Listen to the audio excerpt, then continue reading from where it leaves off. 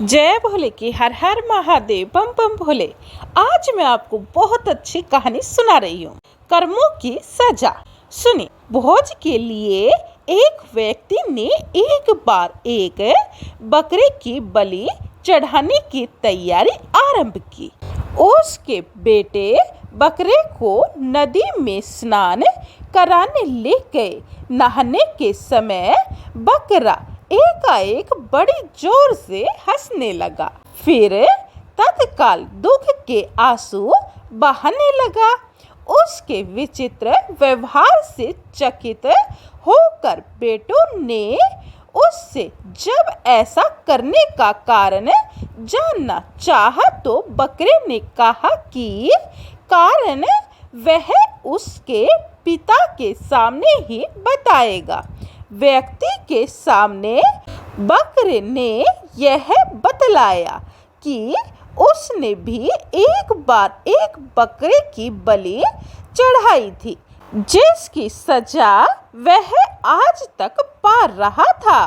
तब से 499 जन्मों में उसका गला काटा जा चुका है और अब उसका गले काटने की अंतिम बारी है।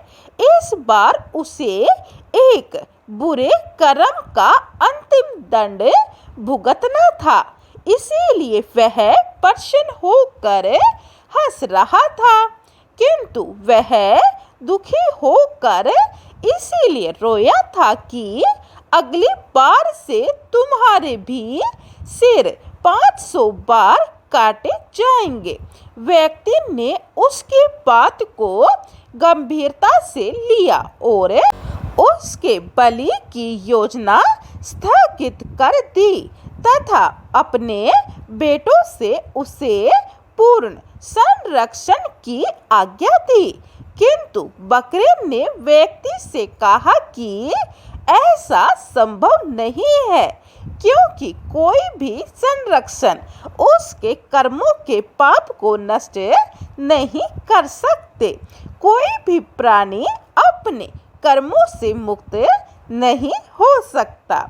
जब बेटे उस बकरे को लेकर उसे यथोचित स्थान पर पहुंचाने जा रहे थे, तभी रास्ते के किनारे एक पेड़ के शाखा पर नरम नरम पत्तों को देख जो ही बकरे ने अपना सिर ऊपर किया, तभी एक वज्रपात हुआ और पेड़ के ऊपर पहाड़ी पर स्थित एक बड़े चट्टान के कई टुकड़े छिटके।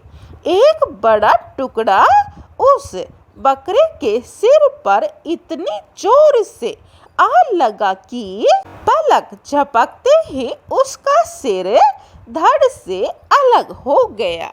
देखिए, इस कहानी का सार ये है कि हमें कर्मों की सजा जरूर मिलेगी।